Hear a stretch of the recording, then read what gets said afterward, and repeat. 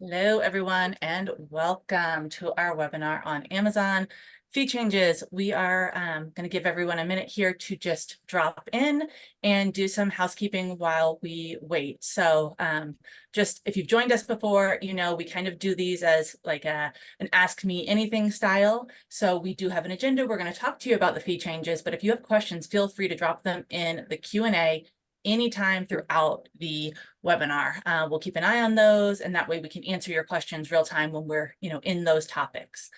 If you have just general chatter, if you want to say hi to us, you want to tell us where you're calling in from, if you want to comment on something we've said or something that someone else asked, please put all of that in the webinar chat. That'll make it easier for us to keep track of the questions and be able to make sure we get them all answered. Again, just for anybody just joining us as we kick this off, this is a webinar about Amazon fee changes. There are a lot of them this year, so we have a lot to cover in today's webinar. I think this is maybe the second year in a row that we have had substantial fee changes like throughout the entire year. All righty, let's give everyone just another minute here, and then we will kick things off by introducing our panelists today.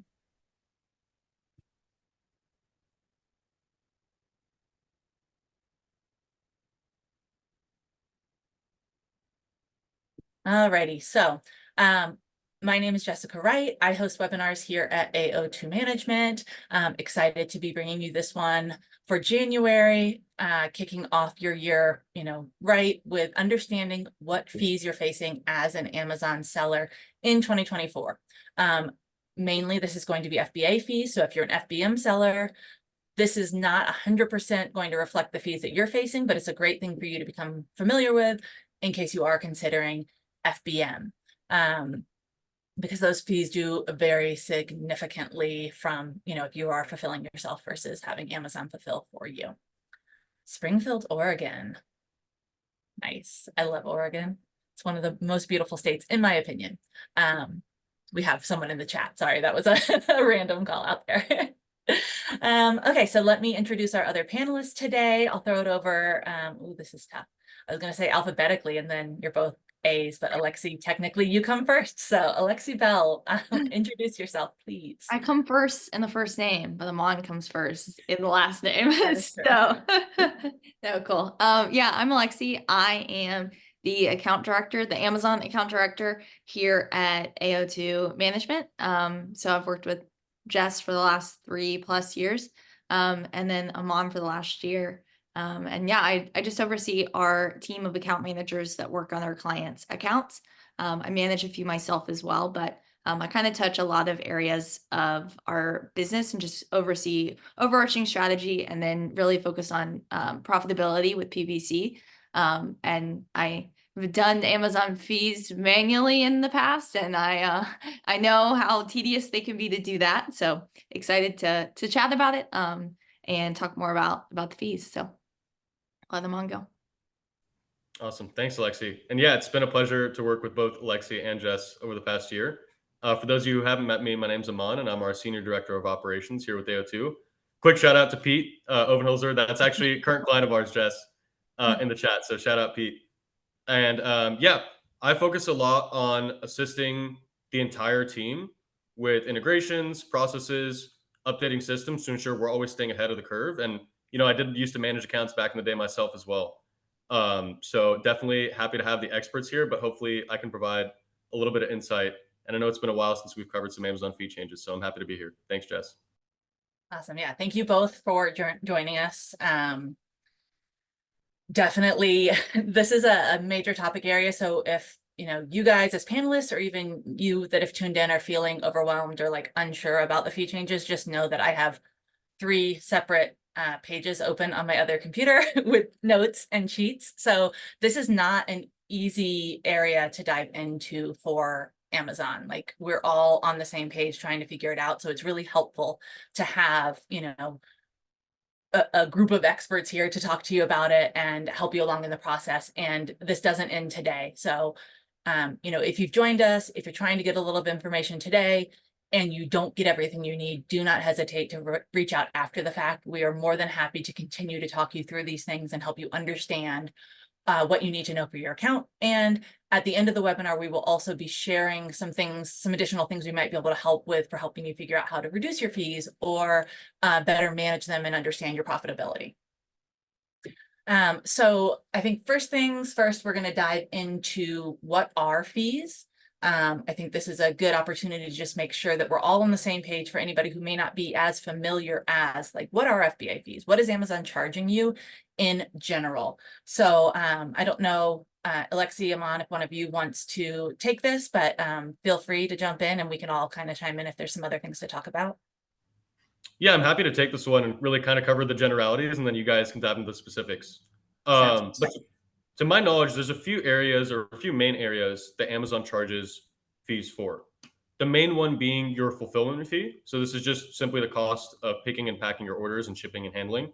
So usually this is like the most common fee across the board that everyone is paying as long as you're using FBA. There are storage fees. So for not only for long-term storage, but just I believe that's a change we're going to discuss on how Amazon, changed those storage fees. But just generally storing the product is another separate charge that they have outside the fulfillment fees. Aged inventory, which is somewhere where you usually don't want to be, and what we always recommend is keeping 30 to 60 days worth of restock to make sure you're not overextending or over leveraging. And obviously, like depending on peak seasons, you want to even go up to 90 or maybe 120 days worth of stock, but really always ensuring you're never in that aged inventory window. And if you are, what you can do to really get rid of those excess units as fast as possible. Return processing. So Amazon does charge the sellers when returns are processed, or for those refunds, right? It is charged from your account, and you are responsible as long as it's not your fault. If it's damaged by Amazon, luckily they'll claim it. It's the one thing they'll take accountability for. Removal, disposal, and liquidation orders. So anytime you remove, dispose, or liquidate inventory, there's a fee for that. And luckily, at least with the liquidation side, you are getting a small return on that, but it depends how you are with your brand and wanting to control inventory flow. And then the last main area of inventory fees would be FBA inbound placement service. And really, Alexi, wherever you want to jump in, but I think the biggest changes this year have been in the fulfillment and storage fees. I could be wrong, but I feel like starting there would be a great part. Yeah, and I didn't know if we kind of wanted to dive into what's changed already in January. And then we kind of dive into what we're seeing as the year progresses. But I mean, Q4 always you see an increase in fees. We all know it, it happens. Storage fees increase, FBA, all the jazz. And that does increase. And luckily, at the start of January, we kind of go back to normal, and the fees kind of drop off. So that did happen January 1st, that we did see a decrease in those non-peak FBA storage fees, which typically we see from January to September. This year's a little different because they are enacting some new fees in February, which we'll talk more about, but was good to see those things come down. And then as well as on like January 8th, buy with Prime service fee for minimum decrease from $1.50 to $1 per order, which that 50 cents does, go a long way on each product, helping with that profitability. And then about middle of the month, January 15th, we were able to return to the non-peak FBA outbound fees. So those will continue until February 5th, where all those new pricing, sizing, tiers that Jess has been talking to us about are going to be introduced. So it was good to see some decreases this month to kind of help sellers, because January is a really tough time. But yeah, those are kind of the big ones that kind of happened this month. And really, I'd like to focus, or at least go back to the buy with Prime decrease. I remember when this program first launched over a year ago, and we were working on getting our sellers and just introducing the program to the market as well. And there was kind of a big pushback for some sellers that didn't have the margin based on product price to be utilized in the program. And so I really like what Amazon's done in lowering that minimum threshold to $1 and making sales a lot more viable on the Buy with Prime platform.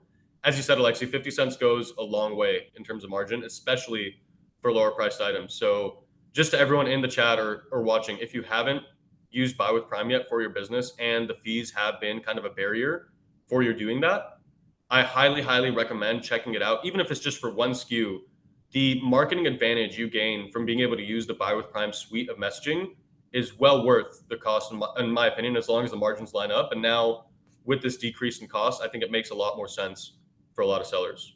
Jess, anything you want to tack onto that?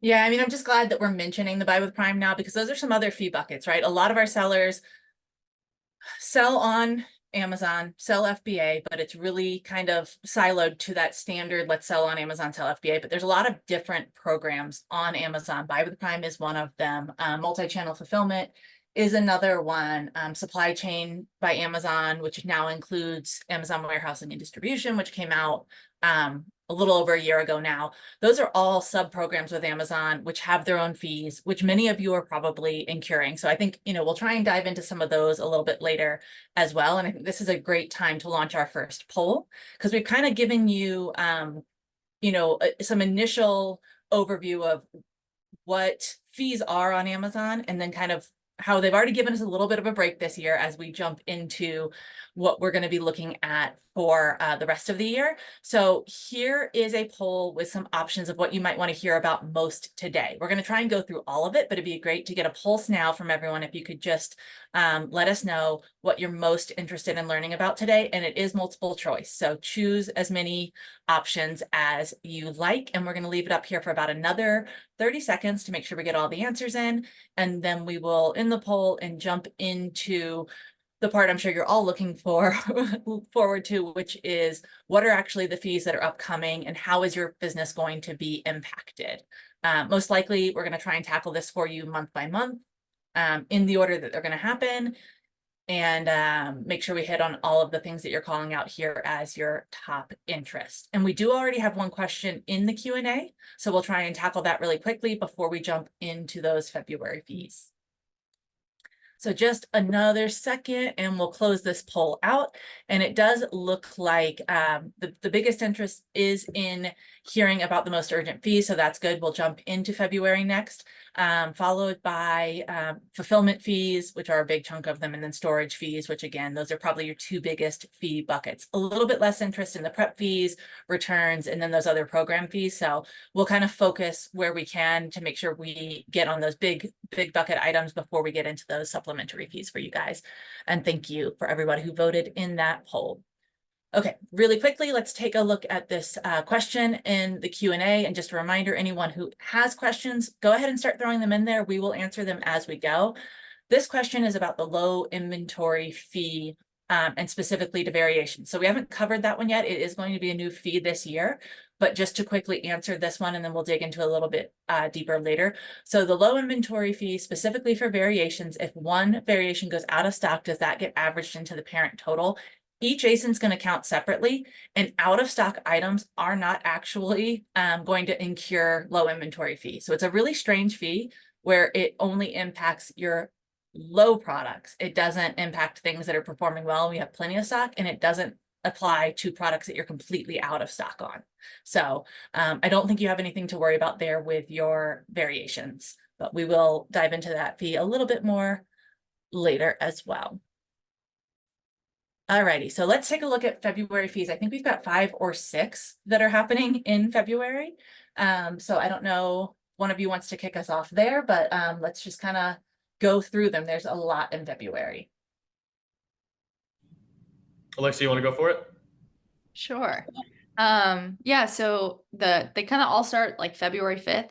So we get a little bit of a couple days break before the start of, a little late in the month. But that small standard size tier is going to be measured at intervals of 2 ounces instead of 4. So that does make a big difference in, it's doubling what that small standard tier starts at. And then the large standard size tier will go from 1 to 20 pounds, will be measured at intervals of 4 ounces instead of 8 ounces. So some products are going to see a bump in tier, increasing those higher fees. Yeah, and this was a really confusing one. They did this last year as well. I think for, I can't remember the exact changes, but I think maybe for small standard, we were at 8 ounces each increment and it went to 4. And this year we're seeing it get even more granular. So, it seems like maybe not a big deal that they're changing how they measure those things, but really think about your products and the fact, how much of a difference 1 or 2 ounces can make. And if now you were in a bucket that was, say, 62 cents for whatever the fee was, and they split that bucket, only the 0 to 2 ounces are going to be in that 62-cent bucket now. And your product in the 3 to 4 ounce is going to move up into the next tier, which means an increase in fees. So that it actually, the way that they phrase it, they tell us it's getting more granular and it's changing by 2 ounces, not a big deal. It kind of could be a big deal depending on your product, especially for those smaller products. The lighter weight products tend to be lower price products. So every penny really does count for your profits there. Yeah, and kind of piggybacking off this specific fee change. When I first heard this, I was like, "Oh my god!" Like it seemed like a huge negative to me, and obviously, it's going to impact some sellers negatively in terms of overall cost. But really, I want to look at everything in a positive light, and the way I look at this one is Amazon is actually trying to cut down on wasteful packaging, right? And even 1 or 2 ounces, getting rid of that in your packaging and adjusting either your box sizes to be more tight or adjusting your packaging to not maybe include so much loose leaf pamphlets or extra plastic. I think at least from that lens, I hopefully can see what Amazon is trying to do, and it kind of leads me into the next fee change, which is the SIPP program, or Ships and Product Packaging Program. And this is actually something that, if you are going to be incurring higher fees, especially for a smaller, lightweight item, definitely consider this program. And what it is you would get a fee discount ranging anywhere from 4 cents to $1.32, depending on your item size and weight. And your product can be eligible for this Ships and Product Packaging Program by hitting those eligibility criteria, and basically Amazon not having to place your product in an additional box, right? Is what it boils down to. So the more you are able to conform to those eligibility standards for SIPP, especially for your smaller, lower priced items, it'll really help you save on margin. You get, again, a discount ranging anywhere from 4 cents to $1.32 based on size and weight. So while the first fee can be looked at as a negative, and yes, the prices will increase for the majority of sellers, Amazon is incentivizing you to use less packaging and actually just ship directly in your packaging, so they're not having to do an additional box, which also leads to probably delays in fulfillment time, right? So they're trying to increase the speed, the efficiency, and lower waste with these two specific changes, the way I look at it. Yeah, I think that's a really great way to look at, how they are symbiotic, and we tend to look at everything that Amazon does to us as sellers in a negative light. And, maybe we shouldn't do that. They're not doing things to us. Ultimately they are our partners and they're doing things for us and really helping us in our business, or they're giving us a platform for our business. So yeah, I do like that perspective of looking at it in a way that, we can see how what they're doing is intended to make e-commerce overall a better space to be in. On the SIP program specifically, I did also want to call out for anybody who, thinks this sounds familiar. There was a previous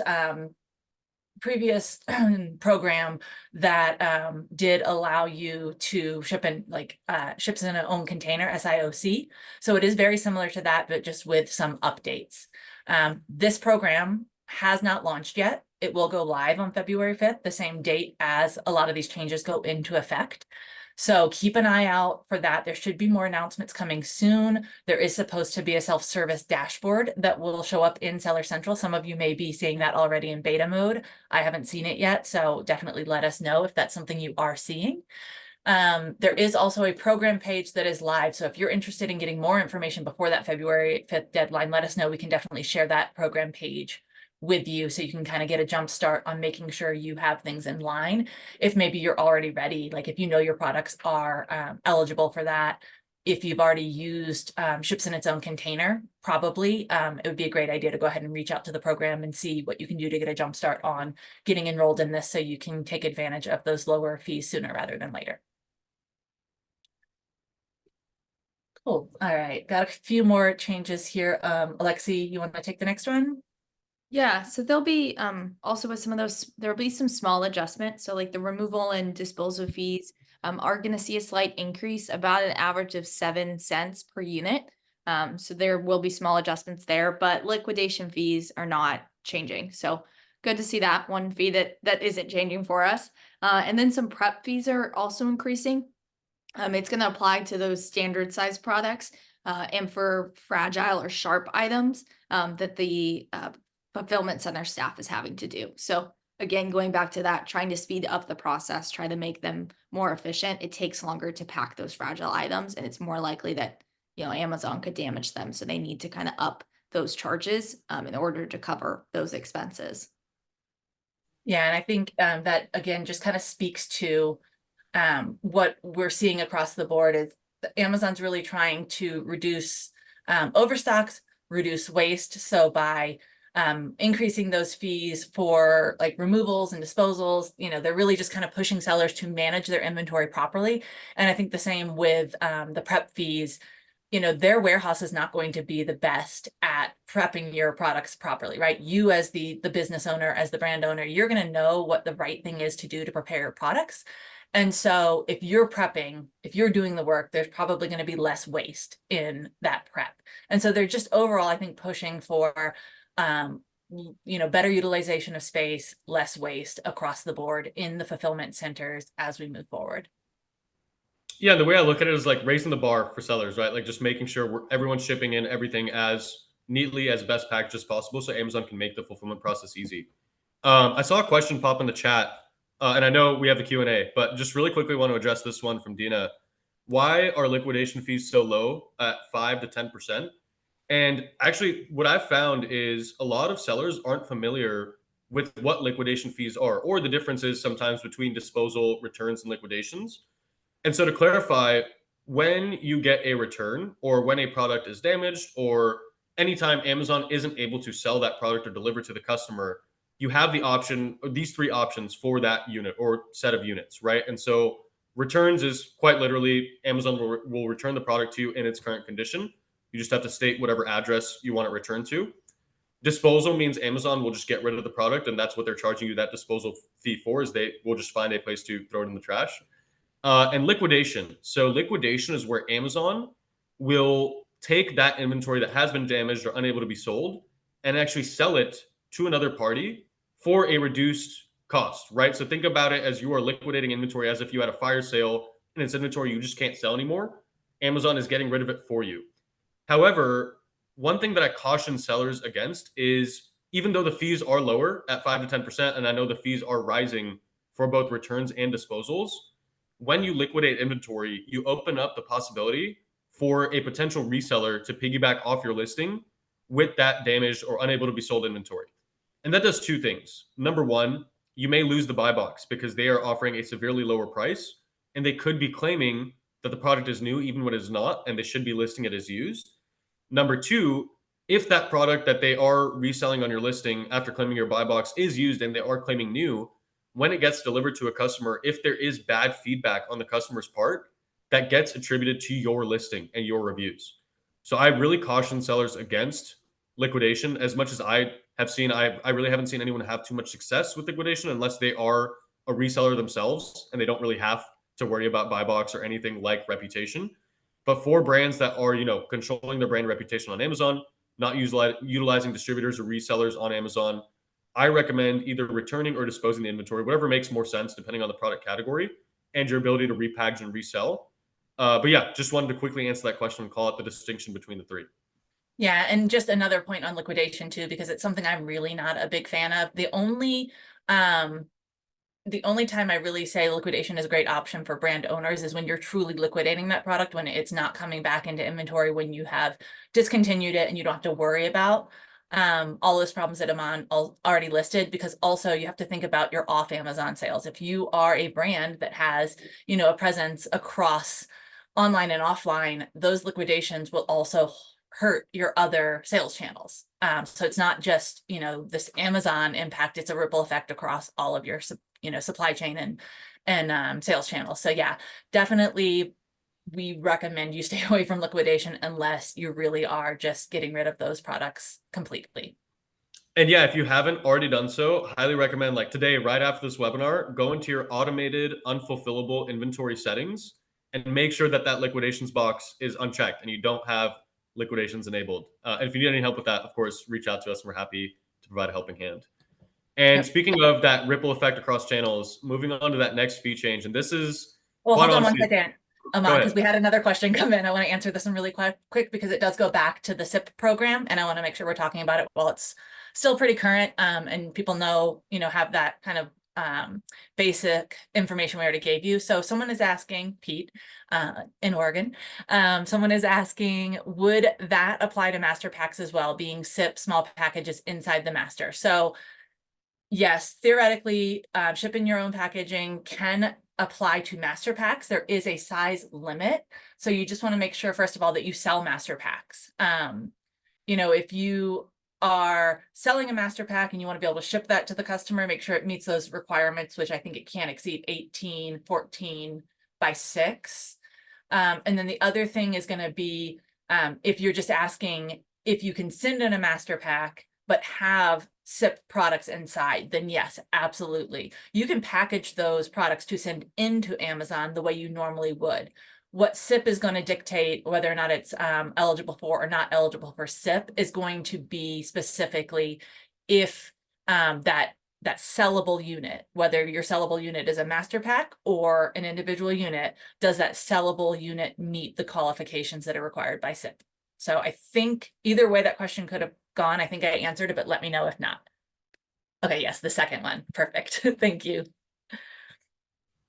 Awesome. Am I good, Jess? Yeah, I'm just double checking real quick. We got one more question coming in, but it's not specific to what we've been talking about. So we can move on with a couple more fees, and then Joan, we will get to your question. Awesome. And yeah, this next one is kind of a doozy, at least for me, especially as we were speaking about Buy with Prime. And this is more on multi-channel fulfillment. But MCF fees will be increasing on average by 3.5%. And this is pretty big because a lot of sellers use MCF for convenience, right? You're just shipping all your inventory to one place. Even for your Shopify orders across all your channels, you're able to have Amazon fulfill them. That 3.5% is not a small hit to the bottom line and to your margin. And the one, I guess, positive note on this one is AWD, or Amazon Warehousing and Distribution, which is part of, I believe, and just correct me if I'm wrong, but that's part of the Amazon supply chain initiative or program. Is that correct? You are correct. It used to be a standalone program. It was introduced in 2022. And then Amazon has slowly built up the rest of supply chain by Amazon, and it was absorbed by that. Awesome. So yeah, AWD is implementing an alternative that is cheaper, but right now it is in beta. If there is interest, we can drop a link for more info if you guys want to learn about it. But yeah, like if you have been using MCF, make sure you're double checking and seeing those fee increases and seeing the hit your margin will take. And if that is, acceptable and you have enough margin to kind of swallow it, I'd say keep on the program for now until the beta kinks are worked out. But if you want to test the beta or view a cheaper alternative for warehousing and distribution across all your channels, AWD could be a good solution either in the short or long term. Yep, and then that does tie in well, Aman, like you said, with the Buy with Prime option, just because Buy with Prime can be a great alternative to multi-channel fulfillment. And I think there is another Prime update too. I don't know, Alexi, if you wanted to take that one or if you want me to dive into it a little. You go ahead. I'm not as familiar with Buy with Prime. Just for everyone here, Alexi is so knowledgeable about so many things Amazon, but she is like our advertising expert. So usually it's me saying, I don't know what this is. I'm bringing in Alexi to answer. And this is an area where I get to be a little bit more familiar. So it's very exciting for me. So yeah, Buy with Prime fees, we already kind of talked about, are decreasing by about 0.5% across the board, which doesn't seem like a lot, but depending on what your product is, because it can be based on product price as well, like your referral fees, it could be a significant decrease for you. So this is something, if you're already utilizing Buy with Prime, it's worth looking into. If you've been on the fence about utilizing Buy with Prime, again, worth looking into, check it out, see if this is going to move the dial one way or the other enough to make this worthwhile for you. And again, especially as we just talked about more multi-channel fulfillment fees increasing 3.5%. I mean, that's kind of a no-brainer. If you can still use the same FBA inventory to fulfill either your multi-channel fulfillment or your Buy with Prime orders from your own website, and one's getting a 0.5% increase and the other's getting a 3.5% or 0.5% decrease and the other's getting a 3.5% increase.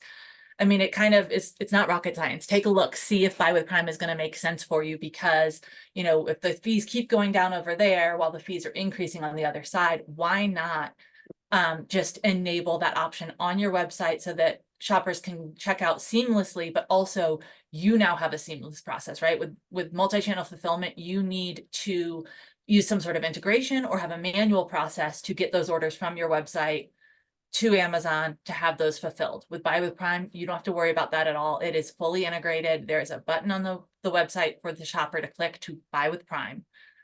They use their Amazon information to check out, and then it's fulfilled from your FBA inventory. There is a question, sorry, I'm just reading. A question just came in. Buy with Prime will not affect subscribe and save discounts to current customers. So no, because it's separate. So if you're offering some sort of subscribe and save on your website, then those are the options that the Buy with Prime shopper would see. If you're offering subscribe and save on Amazon, then that's the options that the Amazon shopper would see.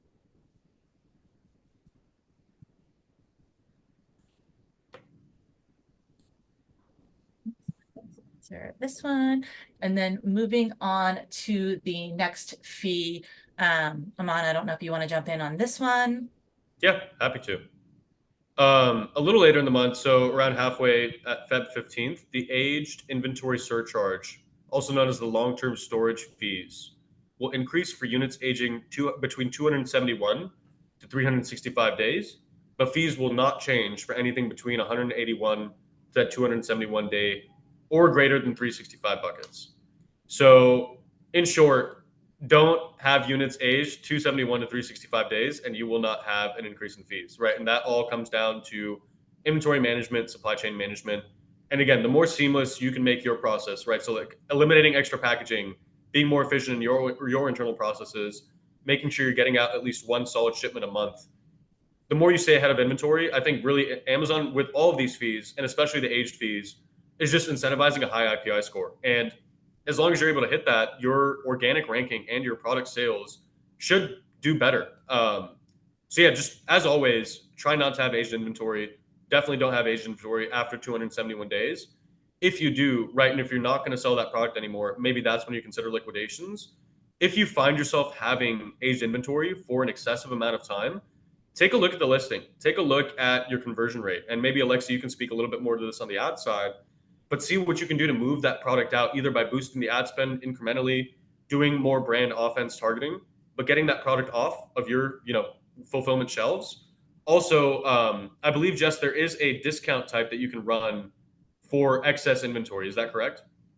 There is, yeah. So you have options throughout your promos and that sort of thing to be able to kind of move sales a little bit more quickly, for the reason that that you're overstocked. Sometimes Amazon will even give you a discount on referral fees. They will offer that to you. You'll get an email, and there's also, you can see it on your FBA dashboard where they're letting you know, hey, if you run a deal on this product, if you move it more quickly, we're going to give you a deal on your referral fees because they want that space back. Yeah, exactly. So yeah, I would say whenever you have aged inventory, like look at, a few areas, look at your inventory performance, look at your ads, look at the organic ranking and conversion rate. And of course, if you need help, this is an area where Alexia is really an expert at diving in and looking at the data and understanding the changes that need to be made to get that product moving. But yeah, try to stay out of aged inventory. Never a place you want to be. Alexi, did you want to add anything else about the ads?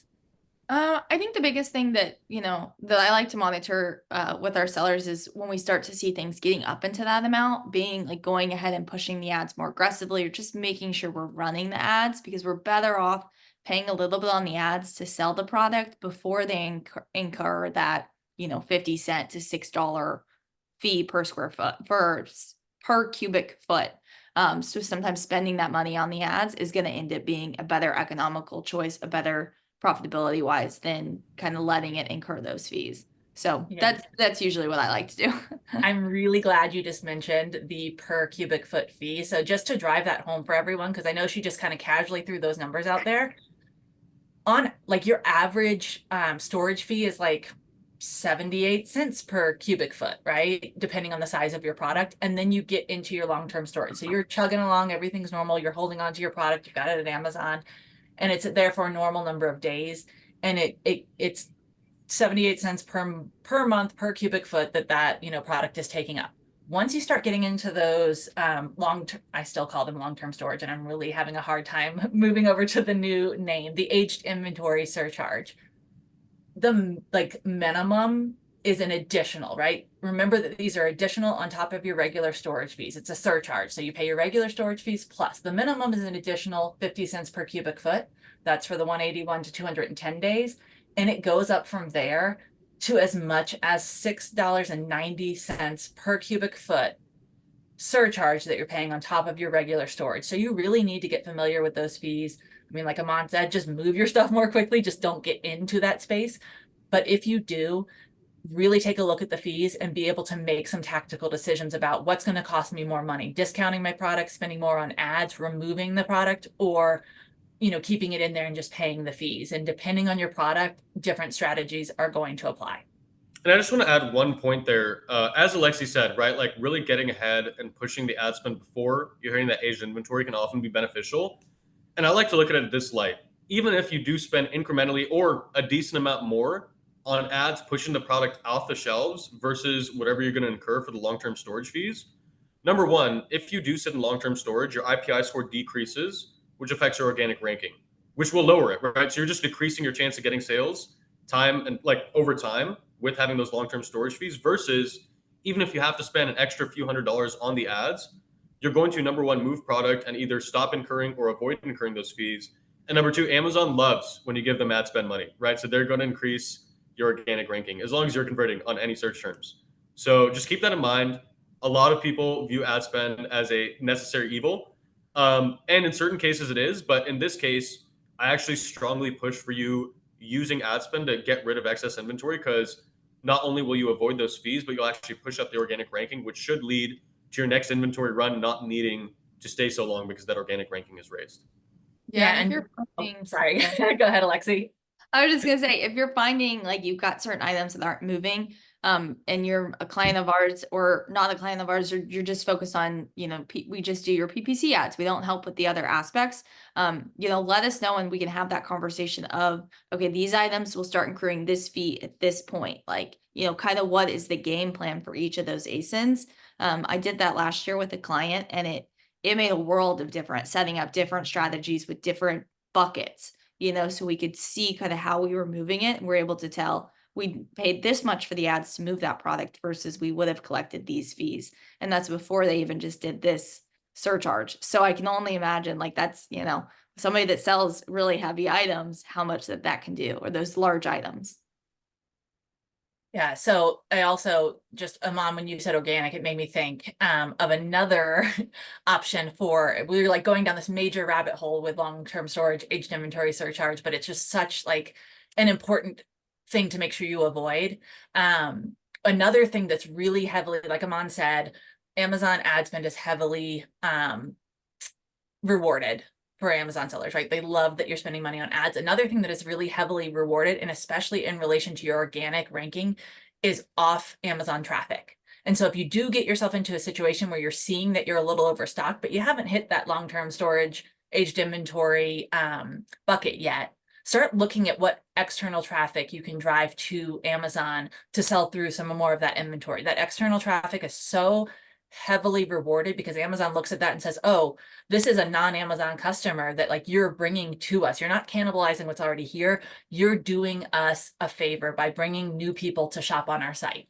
And there is actually, even a discount that you can take advantage of for those referral fees by driving that traffic. So across the board, there are so many strategies that you can implement that will help you organically over time and help you avoid getting into the situation where you ever have to pay those aged inventory fees. So like everyone has said already, if you're unsure, if we're just giving you way too much information and you're not sure what to do with this, but you want to avoid those fees, definitely reach out. If you're already a client, talk to your account manager. If you're not a client, we'll definitely share an email at the end of this, or you maybe found us through one of our emails already or LinkedIn. Connect with us in any way you like, and we'll definitely help you talk through these things more. So that's February. I think we've just talked for about 20 straight minutes, and those are only the changes that are happening in February. So just to kind of really drive home what's happening this year, there's a lot going on, but thankfully the majority of it is happening next month. The rest of these changes we'll be able to talk through pretty quickly because the subsequent months, there's not as much going on. So February is over. Let's jump into March and talk about what's going to be happening in March.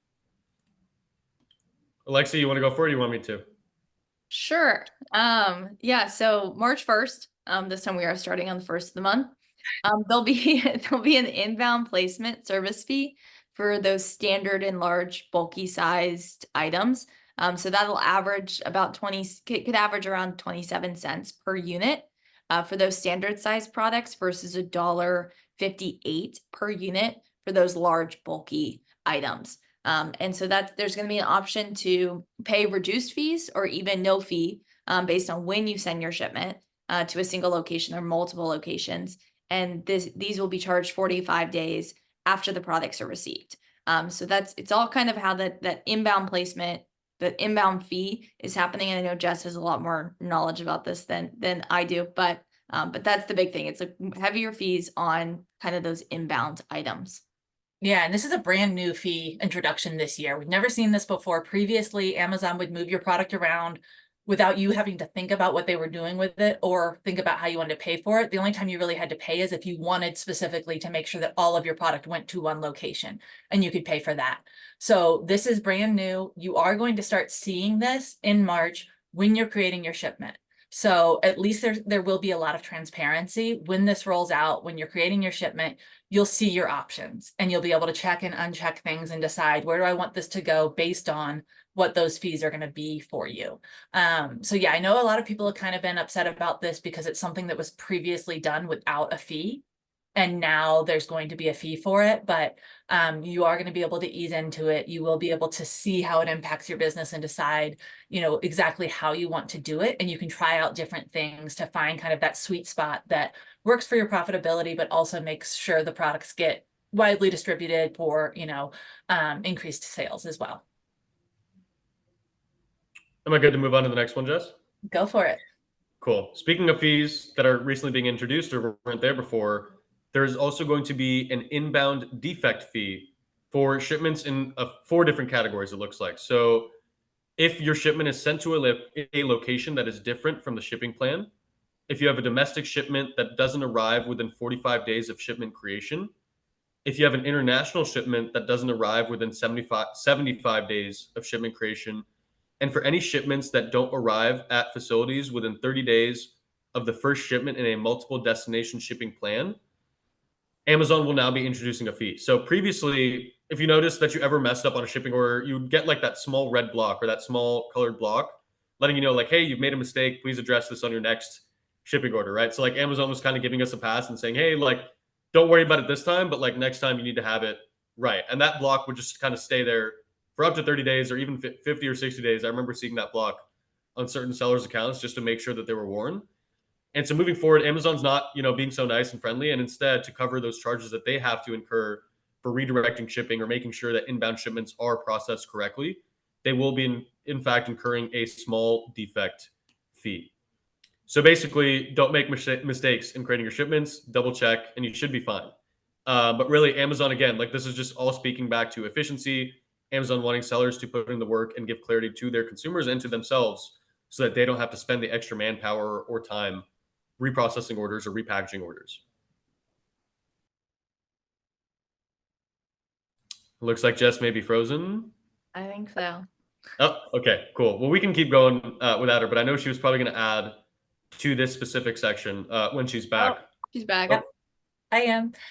Yeah, I was going to add to this section. I was just going to say that this specific thing, people tend to dislike when I say shipment errors, when Amazon has trouble receiving your shipment, is almost always due to the prep.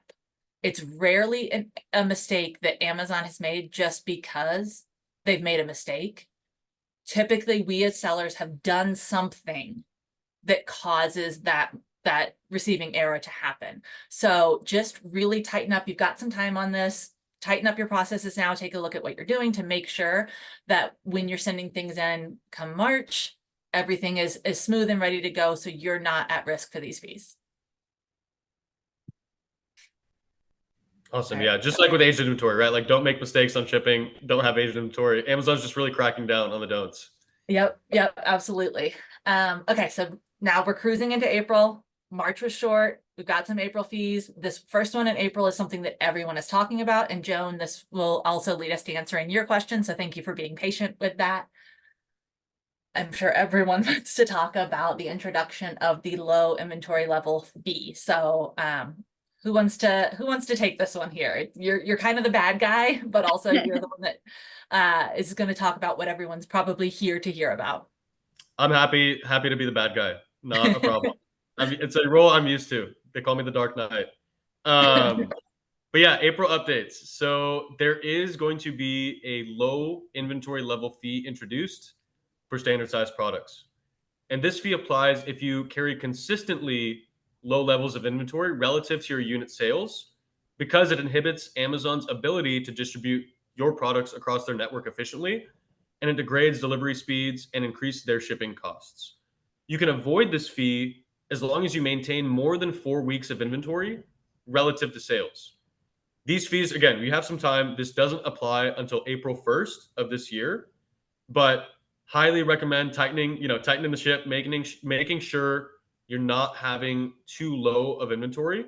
And really, if anything, you can view this as like a fire under your butt where Amazon is just making sure you're keeping your sales consistent, right? So Amazon wants you, if your product is selling, to keep sending in inventory so that they can keep fulfillment processes smooth. Otherwise, if you run out of stock or you're low on stock for a certain period of time, they're not able to get the right amounts of your products to all their distribution centers to be able to have that 2-day shipping delivery guarantee to their consumers. And that's their main objective. Yep. And so Joan asked this question. For those of us who sell highly seasonal items, once the season is over, algorithm doesn't know what a healthy inventory is. And so they're already seeing for her business low inventory signals for those seasonal products, which I agree, Joan, it is nuts. How can you avoid those low inventory fees on seasonal items? So good news for you. They're giving you the warnings now because I want you to be aware. But this fee type is going to take into account both a 30-day lead time and a 90-day or trailing 30 days, trailing 90 days, and then put all of that together. So by the time this fee goes into effect in April, Amazon algorithm should have taken into account, and I'm quite certain that's part of why they're launching it when they are launching it. So for this year, it's going to give them time to figure out exactly how this should work. And by the time it is implemented in April, your algorithm should be correct. It should be looking at your product as, off season and therefore be expecting you to carry less.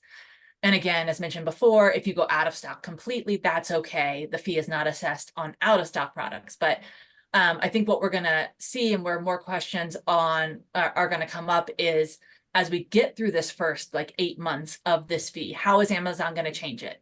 I don't think how they introduce it this year in April is going to be how it's going to act this year in October, and how it's going to act this year in December, and how it's going to act in 2025. This is a brand new fee. We all know when Amazon introduces something new, they change it constantly. We don't get to the final version for quite some time. So while it's something you need to be aware of for your seasonal products, and you need to be thinking about for your seasonal products, especially those that are Q4 seasonal, you're probably going to be okay when this rolls out to start with. And then, we'll have to see how it evolves, and we'll keep having these conversations to talk about how you might be impacted in the beginning of next year when you do actually have to worry about this fee as the algorithm is transitioning for you. And one comment I want to make here, maybe speaking as the bad guy again. So my recommendation to sellers that do have seasonal products, let's say worst case, doomsday situation, right? Amazon doesn't have these updates applied by Q4 when your product is most likely going to sell, and they're penalizing you for low inventory fees throughout the year. My suggestion would be, if you know historically you're not getting many sales throughout the year for these certain seasonal products, my recommendation would be to duplicate any FBA SKUs as FBM products. And if the fees are stacking up or serious enough, letting the FBA units run out of stock, but leaving the FBM units fulfillable with 20 or 30 units. That way, if an order comes in and if you have the capability, you're able to still, first of all, have the listing up, so you're not losing, too much ranking by going off Prime. Second of all, you're able to fulfill those orders and then, keep those sales going. And third, even considering seller fulfilled Prime, if you're eligible for those certain products, so you can keep displaying the Prime badge throughout the non-peak season. But then as you go back into peak season, obviously sending out those FBA shipments and getting ahead of stock. But that would be my suggestion if Amazon makes no changes, which I anticipate they will do at least 3 or 4 rounds this year, as Jess suggested. Yep. All right. So that was the big one. Glad we've gotten that one out of the way. And I think let's let him on keep being the bad guy. So Alexi, do you want to share the good news that's happening in that same month? Yeah, so in the same month, playing good cop here. To help enable you to carry sufficient levels of inventory, they're reducing those non-peak monthly storage fees. So they could be an average of 9 cents per cubic foot, from the average of 87 cents per cubic foot to 78 cents per cubic foot. So that is a decrease from January through September. Monthly storage fees for those non-standard items are going to remain unchanged, but these will all go into effect April 1. I know that was a lot of numbers giving that out. So if you want to rephrase it, Jess, please do. But the good news is they are going to be reducing those non-peak monthly storage fees. Yeah, and I think, that's what you just said. The summary is we want you to have more inventory there, so we're reducing the non-peak fees so that you can have more inventory there. And hopefully that makes all the difference as to whether or not you have to worry about that that surcharge there. But again, as with everything else, if you start to get worried closer to April, reach out. We can help you understand what the impacts are going to be and help you manage it properly. All right, we've got 8 minutes left. We've got 2 more fee updates for the year, and then we want to jump into a couple more things. So we'll these are not big ones. We can breeze through them pretty quickly. Aman, you want to take the June update? Yeah, you got it. And yeah, really hope. I thought maybe the first April fee would be an April Fool's joke, but I guess not. And that low inventory fee is here to stay. But going to the June update, so there is going to be a return processing fee to apply to high rate return products in all categories, excluding apparel and shoes. This fee will address the operational costs of returns and reduce waste. But the return processing fee is only going to apply to products that have the highest return rates relative to other products in the category. And again, you have until June, right? So this fee doesn't come up for a while. Existing returns processing fees for apparel and shoes will remain unchanged on average. So again, as long as you are not in I don't know the exact percentage, Jess, maybe if you have any insight into that, but as long as you're not among the top in terms of return percentages in your category, you shouldn't have to face these fees. Yeah, and the fee, the percentage varies by category. So it's not one consistent thing. So that is a plus, is that they are aware that electronics and apparel may have more returns, and therefore the fee threshold is a lot higher in those categories than some others. So that will vary. But yeah, just get familiar with your category and know where you need to be. And there is a dashboard even for this in Seller Central where you can see where you are and know what changes you might need to make between now and June, which again is a big lead time to be able to make those changes. Nice. Well, at least they're not leaving you in the dark and they give you the dashboard. That's an awesome feature. Yeah, the dashboard is really helpful. If you're not familiar with that, I don't have a quick link for it handy here for the webinar, but let us know if you need some help getting to that. We'll be happy to get you a link and direct you to that, and even give you some tips on how to kind of read it and what to do with it. We had 2 more questions come in. I want to make sure we get these before we end. So the first one, someone joined us late. So for anybody else who joined us late, they are asking if they can get the replay. And yes, the replay will be sent automatically to whatever email you registered with. You'll get the full replay of this usually within 24 hours. It also will be posted to and available on our YouTube channel, where you can also go to check out any previous webinars we have done. The other question is specifically related to the low inventory fees. And hi, Ashley. Ashley and I used to work together previously at another company, so it's really nice to see your name there. Ashley's asking, low inventory fees, what do you think is the best strategy for items that are being discontinued while running out of stock? And that's a tough one, because Amazon doesn't know that, and they don't really care.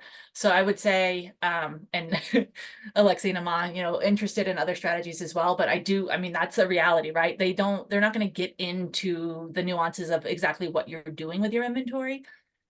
So they're still just going to look for you to move that stuff to discontinue it as quickly as you can. So I think some of those other strategies we already talked about of, you know, looking at your ad strategy maybe and trying to move them more quickly that way.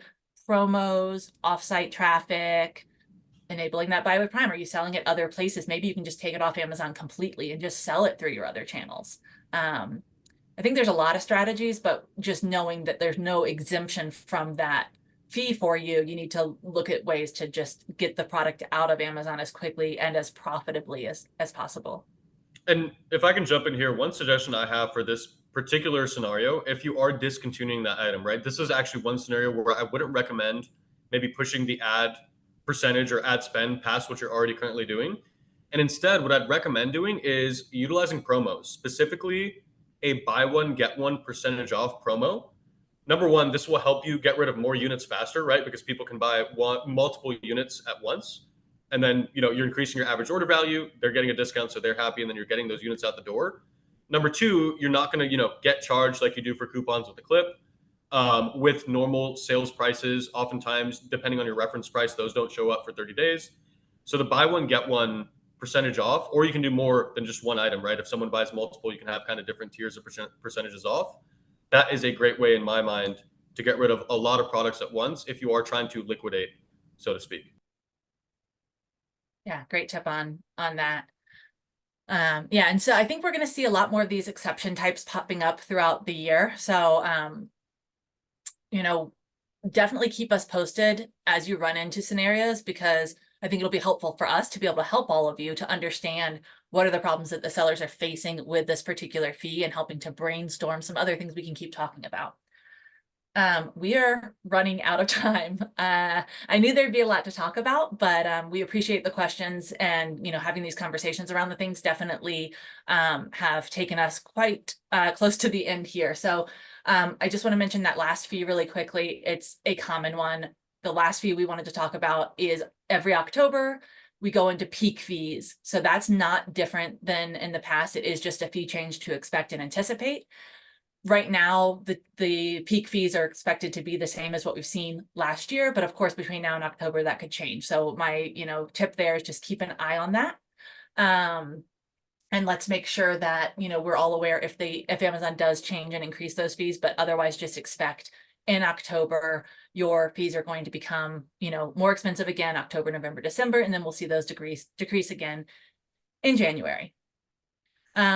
All right, well, we do have a PDF for all these fee changes that we discussed, so I want to get that dropped in the chat and give you all time to check that out. We've also dropped a couple of other links in there just now and throughout the webinar for some of the things we talked about, which are the programs that could help you to save some money on some of these fees to get familiar with. So I hope that you've all enjoyed this today. We really appreciate you being here. I want to throw it over to the panelists one more time. Any final thoughts from you guys? We'll go in reverse order this time. So Aman, if you want to give your final thoughts, and then Alexi, and then we'll let you guys all get out of here on time.